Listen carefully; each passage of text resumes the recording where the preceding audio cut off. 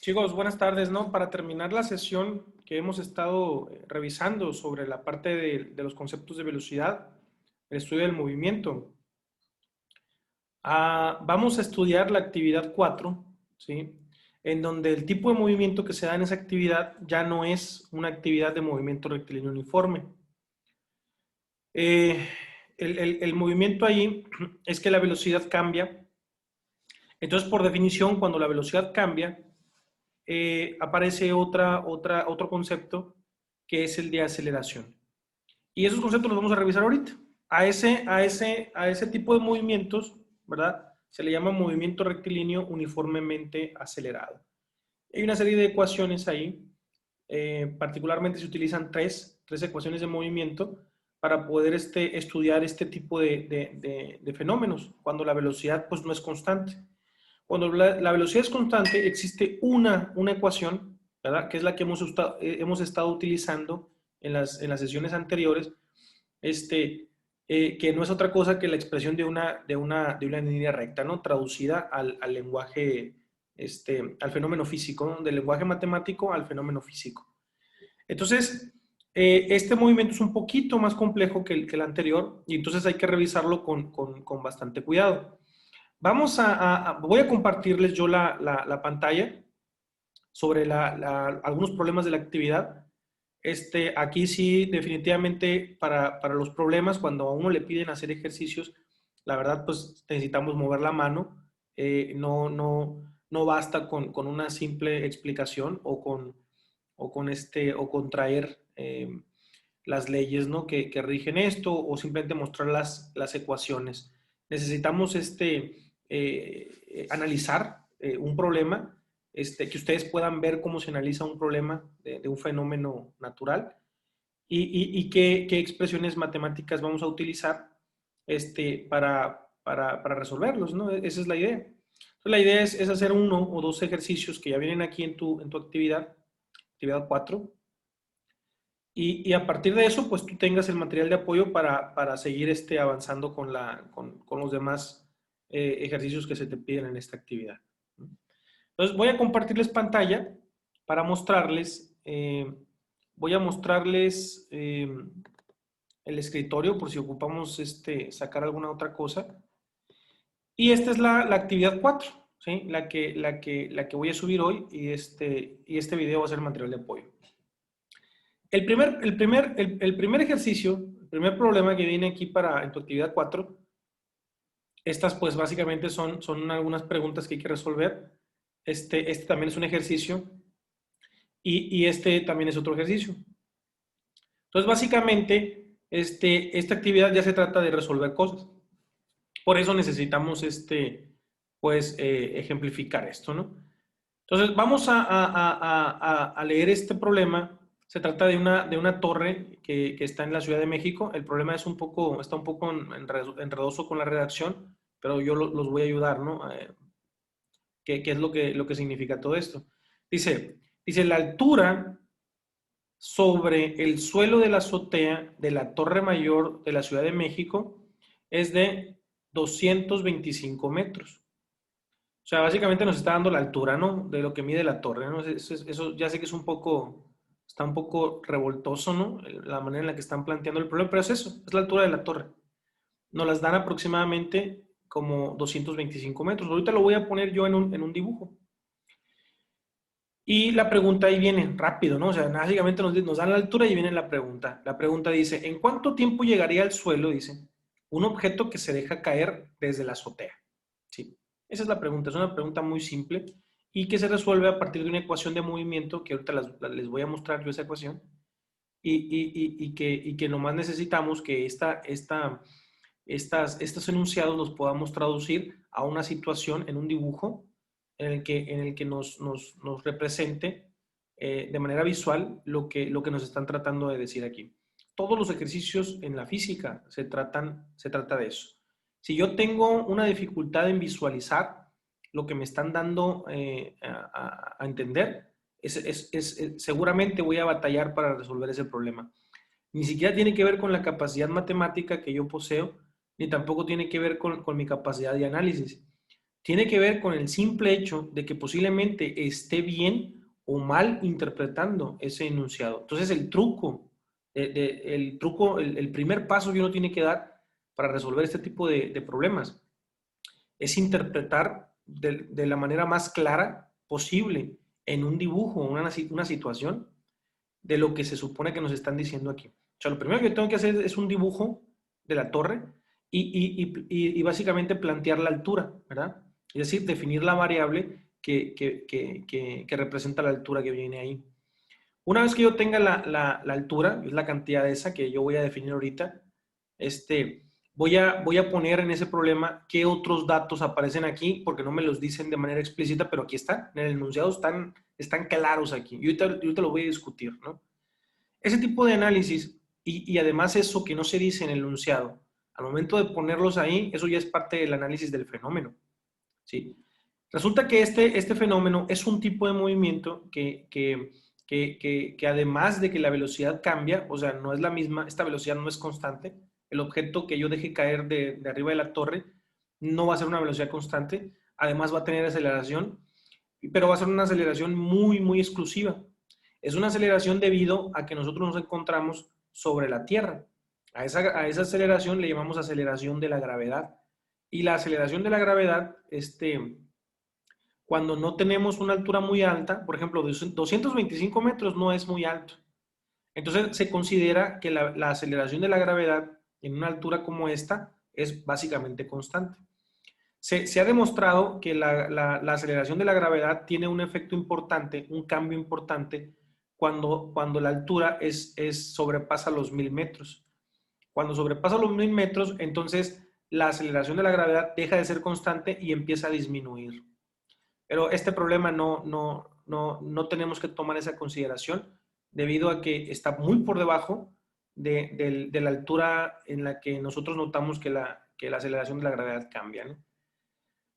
Entonces, es una constante para nuestro problema, y esa constante vale 9.8 metros por segundo al cuadrado. Ahorita vamos a definir qué es una aceleración, que ese concepto no lo hemos revisado, lo vamos a revisar ahorita.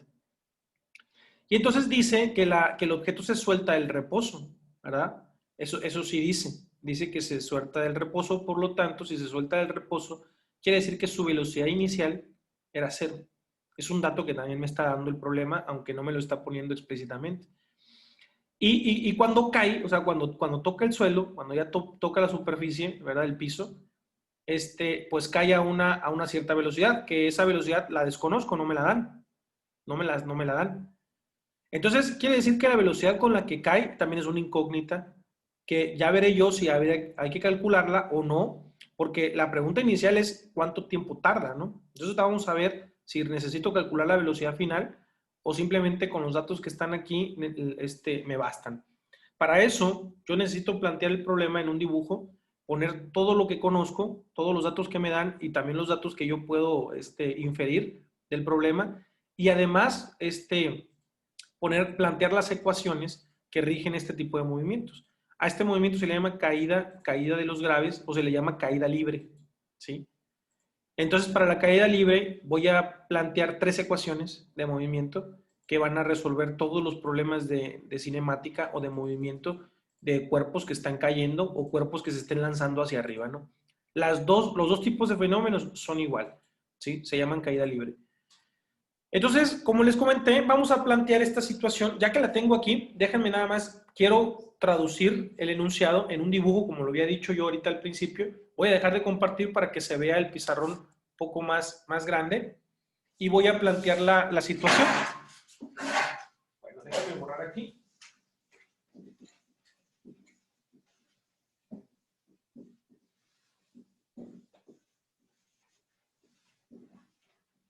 Entonces, lo que dice el problema es que tiene, ¿verdad? Es que existe, dice que existe, pues aquí hay una superficie. Esta es el piso, ¿verdad? Es la superficie de la Ciudad de México.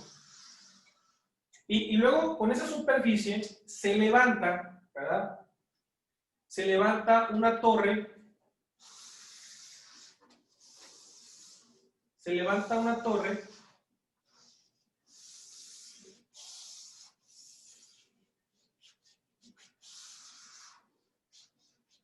y el problema dice que hay una persona justo arriba, ¿verdad? A una altura, dice que la altura la voy a llamar H, y esa altura, el problema no nos da, es un dato. Dice que la altura es a 225 metros. Esto vale 225 metros. Desde donde está la azotea hasta donde llega el piso, que es la superficie de la Ciudad de México, ¿no? Además, resulta que este cuerpo dice que se lanza con una velocidad inicial de 0 metros por segundo. O sea, estaba en reposo cuando nada más se dejó caer, se soltó. Y aquí, justo en el piso, va a llegar con una velocidad final que le vamos a llamar velocidad V, que no la conozco, es una incógnita. Y ahorita vamos a ver si la ocupo calcular o no. Pero es una incógnita, ¿sí? Además, yo sé que debido a la fuerza gravitacional de la Tierra, ¿verdad? Todos los cuerpos que caen, ¿sí? Que caen del cielo, ¿verdad? Como influencia de la gravedad de la Tierra, caen con una aceleración debida a la gravedad de la Tierra, que ya está comprobado y es una constante, y esa constante de la aceleración de la gravedad le llamamos G, y eso vale 9.8 metros por segundo al cuadrado. Y es una constante siempre y cuando la altura no sea muy grande. Ya les comenté yo ahorita en el video que cuando los objetos sobrepasan los 1000 metros, esa G ya empieza a cambiar. Esto es su valor máximo, 9.8. Mientras más lejos me vaya, mientras más alto me vaya, la G cambia. Si sobrepaso los 1000 metros de altura, la G empieza a valer 9.7, 9.6, 9.5, y el valor mínimo que puede tomar allá en las órbitas, ya alejados de la Tierra, ya habiendo salido como los satélites.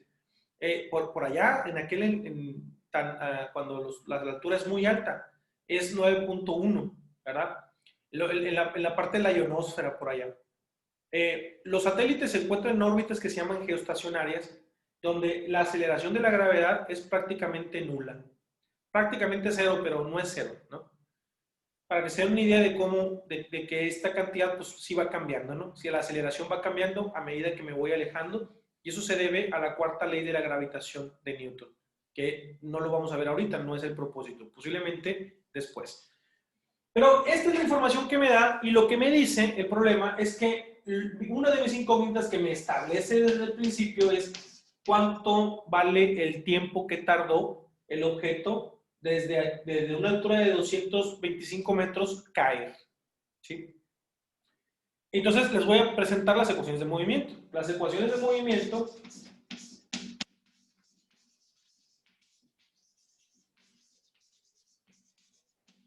¿sí? Esas pues son esas ecuaciones. Voy a poner una, ¿no? Una de ellas es que yo tengo la velocidad final, eso debe ser igual a la velocidad inicial menos la aceleración de la gravedad que vale G, ¿sí? Por el tiempo. Fíjense, esa es una. Luego hay otra que dice que la velocidad al cuadrado, la velocidad final al cuadrado es igual a la velocidad inicial al cuadrado menos 2 veces la aceleración de la gravedad por la altura. Esa es otra. Y la última que dije que yo les dije que esos problemas se resolvían con 3 ecuaciones de movimiento, la otra es esta. Es que la altura final no es otra cosa que una altura inicial, ¿verdad? Más la velocidad inicial por t, menos un medio de la aceleración de la gravedad por t cuadrado. Esas son las 3 ecuaciones que yo tengo para resolver los problemas de caída libre.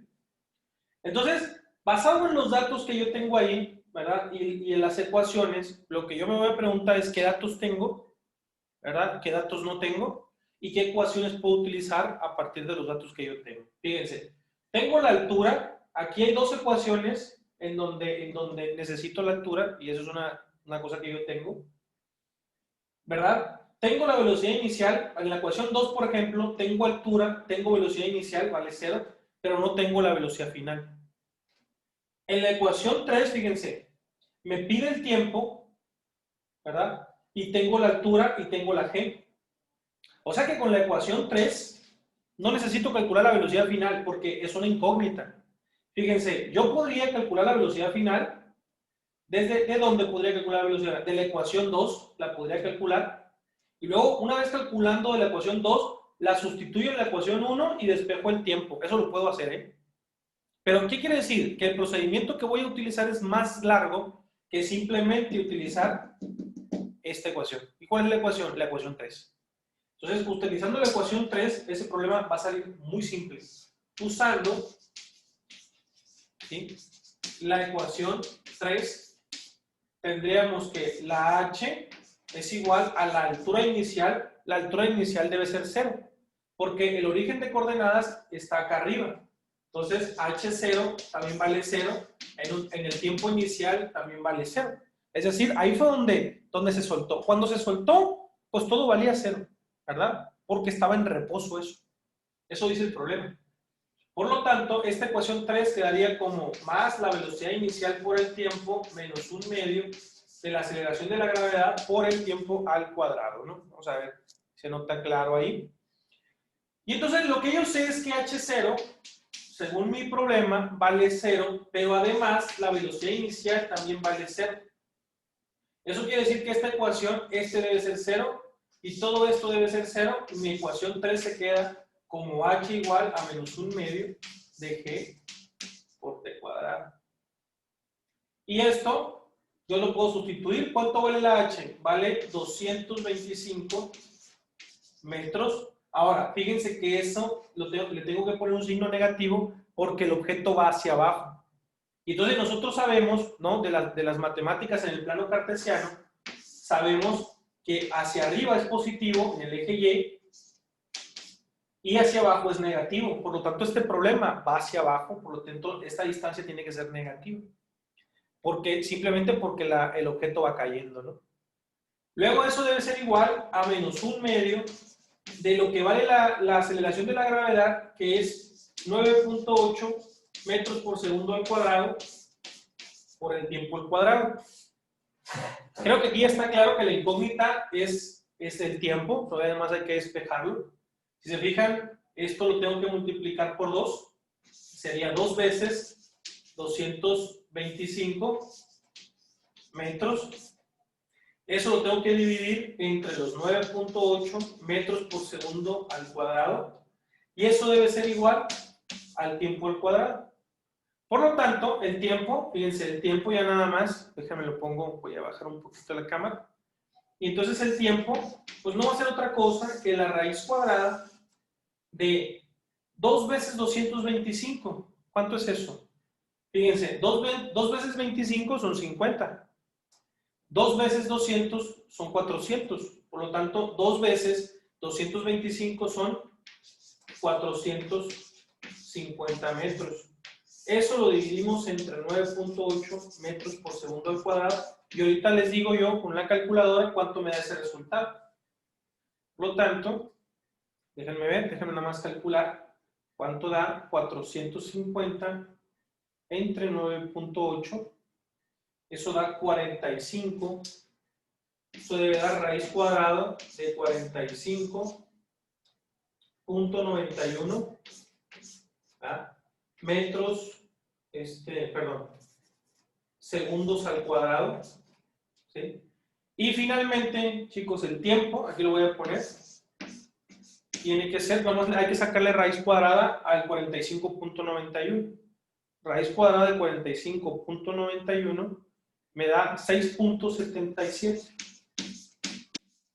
¿Qué unidades? En segundos. Y entonces, ese es el tiempo que tarda en nosotros soltar un objeto, una piedra, lo que sea, desde una altura de 225 metros, y tardaría 6.77 segundos en llegar a la superficie, ¿no?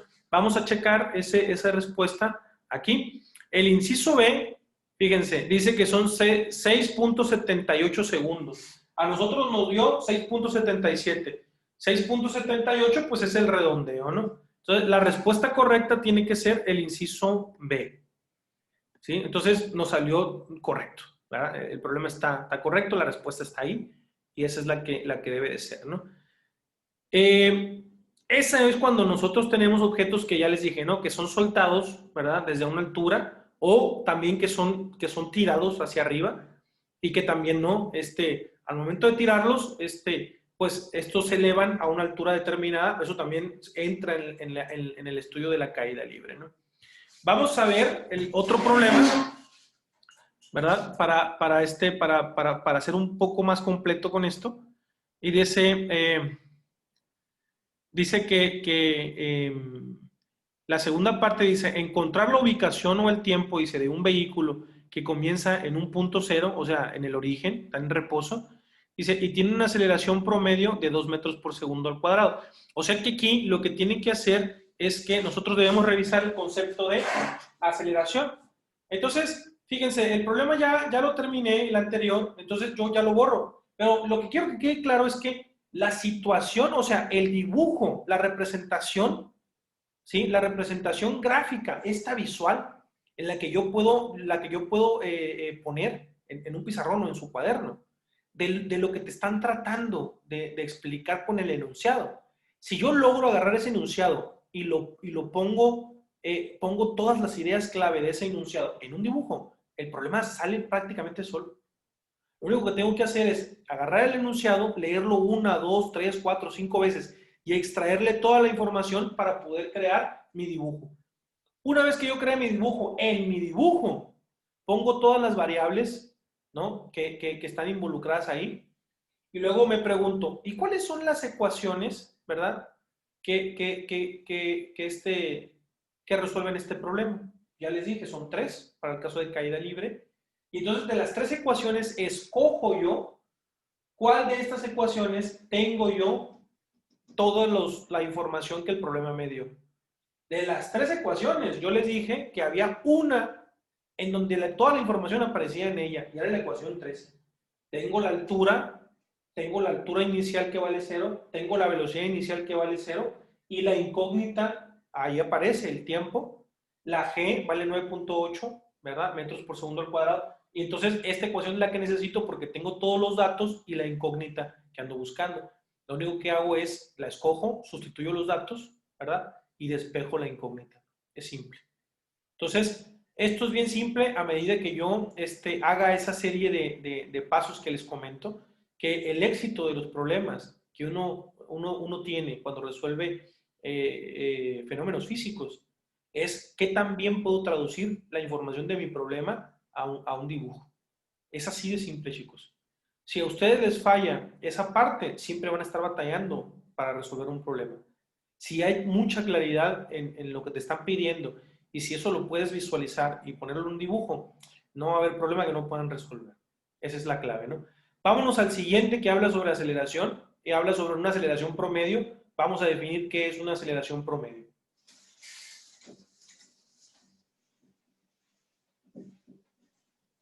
Ok. Entonces, ahora, pues hay que definir esa parte que se llama aceleración promedio, ¿no? Entonces, la aceleración promedio, ¿verdad?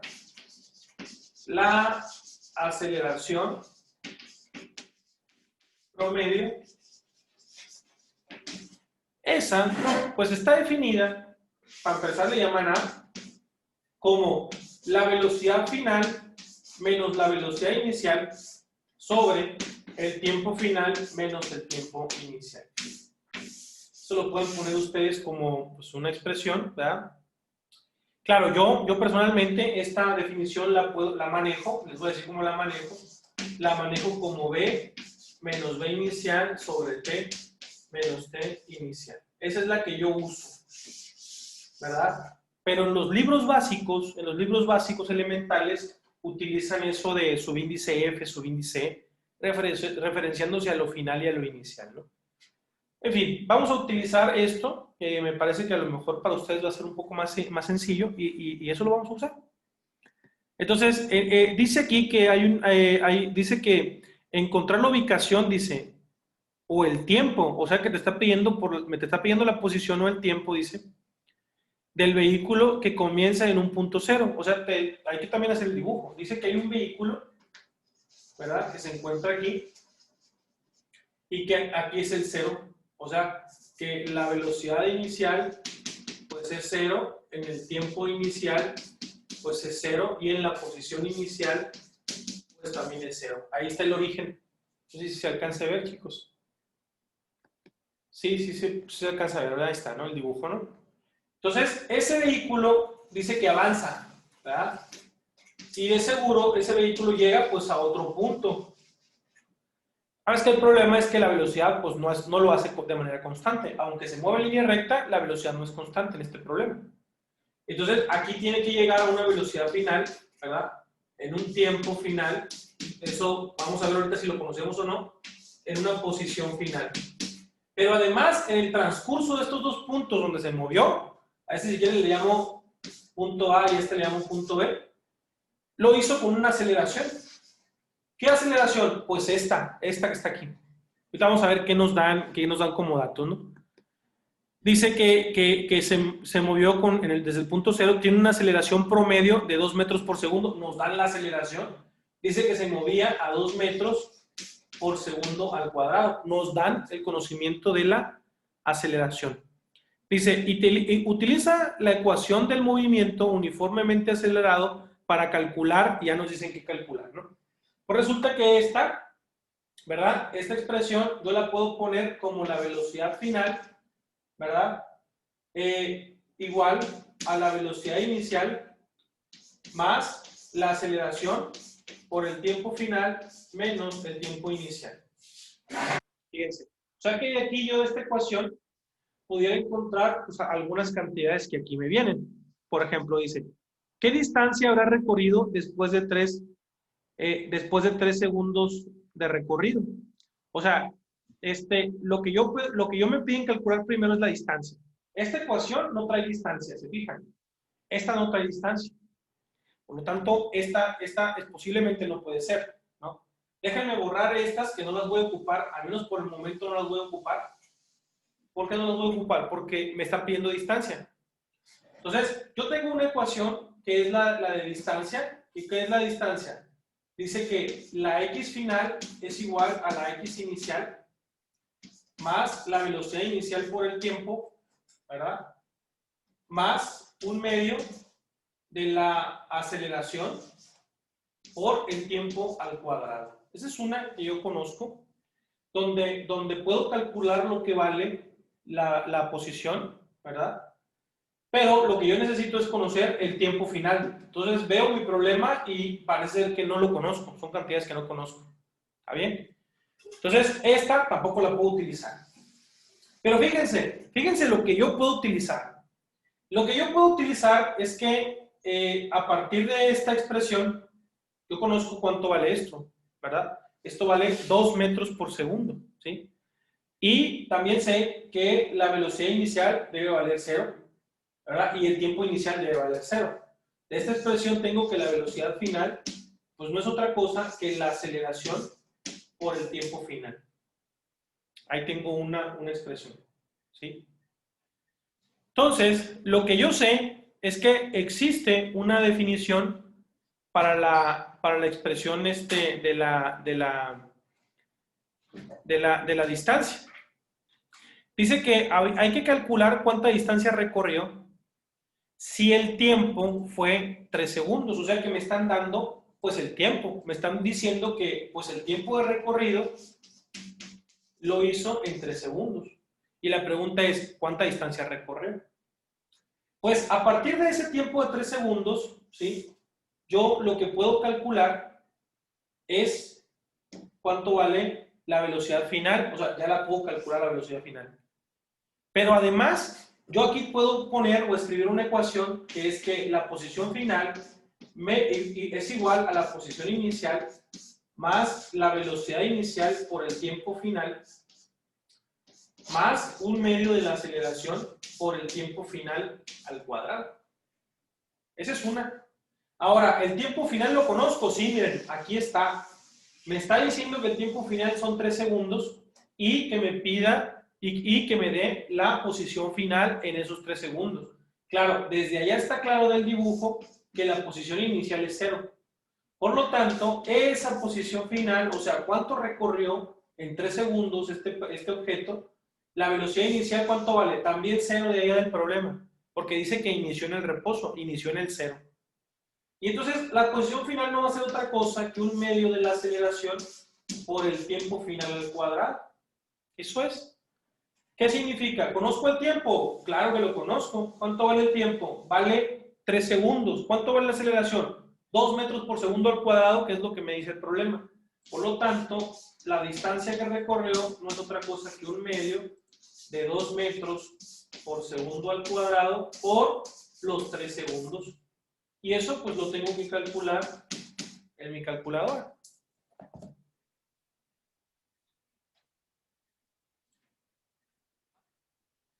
O sea que hay que multiplicar 2 por 3. Eso me da 6 y hay que dividirlo entre 2. O sea que recorrió 3 metros.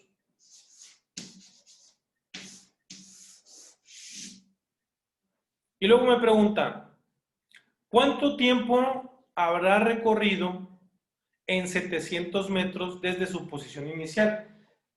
¿Qué están haciendo ahora? Pues lo que están haciendo ahora es que me dan la posición y me preguntan por el tiempo. O sea, voy a usar la misma expresión, pues, pero ahora mi incógnita es el tiempo, ¿verdad? ¿Sí? Ahora, ¿cuánto fue? Entonces, voy a ponerlo aquí. Recorrió 3 metros en 3 segundos, ¿no? Eso fue lo que encontramos ahorita. Ahora nos pregunta, ¿cuánto tiempo va a tardar en recorrer 700 metros? Pues uso la misma expresión, uso la misma ecuación, solamente que me está diciendo que en 700 metros la pregunta es ¿cuánto tiempo recorrió? Ahora la incógnita es el tiempo y ahora conozco el valor de la posición, lo que recorrió. Entonces, de aquí ya nada más pongo que la posición final vale 700 metros, eso es igual a un medio, por lo que vale la aceleración, que vale 2 metros por segundo al cuadrado, y pues esto no es otra cosa que el tiempo final al cuadrado. Entonces tengo que despejar el tiempo final, tengo que multiplicar por 2, ¿verdad? Entonces este 2 está dividiendo, lo tengo que poner acá multiplicando, sería 2 por 700, 1400 metros, y luego paso dividiendo la aceleración como 2 metros sobre segundo al cuadrado, y eso es igual al tiempo final al cuadrado. Finalmente, para despejar el tiempo, le saco raíz cuadrada al tiempo y tengo que el tiempo final no es otra cosa que la raíz cuadrada de 1400 metros entre 2 metros por segundo al cuadrado. Aquí está claro que 1400 entre 2 pues es 700, sería la raíz cuadrada de 700 segundos al cuadrado. Y finalmente, el tiempo final, voy a calcular cuánto vale la raíz de 700. Raíz cuadrada de 700. Entonces, permítanme un segundo. Raíz cuadrada de 700 dice que son 26.45. O sea, que le tarda 26.45 segundos recorrer 700 metros. Esa es la segunda pregunta, ¿no? Que dice, ¿cuánto tiempo habrá recorrido 700 metros desde su posición inicial? Yo sé que los enunciados, la verdad, están mal planteados, ¿no? De las actividades, pero aún así se logra entender un poco lo que pide. Si no entienden a la primera, chicos, pueden leerlo 2 o 3 veces más, hasta que les quede un poquito más claro o puedan interpretar lo que está pidiendo.